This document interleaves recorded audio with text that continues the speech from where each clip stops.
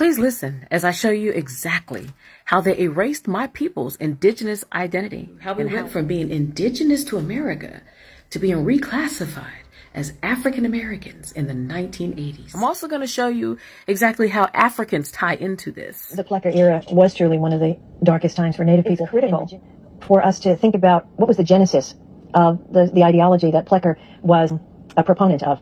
And it's really the eugenics movement. The eugenics movement has a direct link to the descendants of Charles Darwin. They somehow made the leap to these notions about racial purity. What is best for each race is racial purity. Plecker and his friends convinced the Virginia legislature to adopt very restrictive legislation in 1924. It's called the Racial Integrity Act. With this legislation, it was decreed that there were only two possible categories. One is white, which means a person you check that you're white if you have white ancestry, Caucasian ancestry, and absolutely nothing else.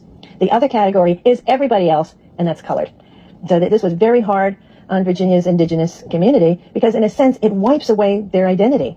Their identity on paper, their ability to describe themselves as Indian was not possible. She made it abundantly clear that it was Charles Darwin and his descendants had a hand in essentially wiping out our existence on paper.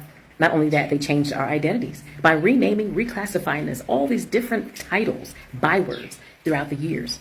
And Africans tie into that as well. As a result, we were no longer the tribes that we belonged to. We were the names, the titles that they gave us. Charles Darwin had a hand in making everyone Africans, the evolution theory, claiming that everyone came from modern day Africa. One thing you must keep in mind, though, that a theory is not a fact at all. It's not truth. It's just someone's assumption. And Charles Darwin's assumption that people who look like me, look like apes, gorillas, monkeys, and chimpanzees, is the reason why they came out of Africa. It's just utterly ridiculous that something like that would stick.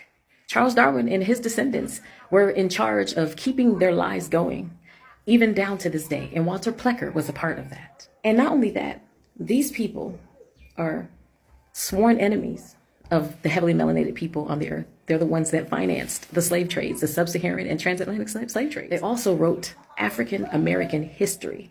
And they're the ones that spearheaded changing our identity over and over and over again. From the indigenous tribes that we belong to Negro, to Black, to colored, to Afro-American, and finally, African Americans in the 1980s. They also had a hand in taking people from the indigenous tribes of America into Africa, and from Africa back as African. They no longer carried their identity that they had in America, that the tribe that they belonged to. They were now African slaves. This is how it has stuck. This is why people are so confused and fighting about who is who. So all of these terms here, these are all prisoner of war terms. It's people who identify as Africans, whether they are in America or throughout the earth. They don't realize that the government named them that. That's not what they are. They are whatever tribe they come from. Everybody wants to fight the indigenous community, but we're the ones that are woke. We are the ones that know exactly what the government did to all of us in Africa and in America and throughout the earth. And please, stop calling people lost because they don't identify the way you feel that they should identify.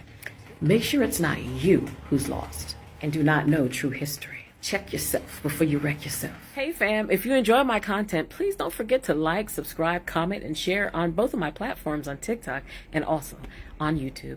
Brutally Honest History Lover. See you there.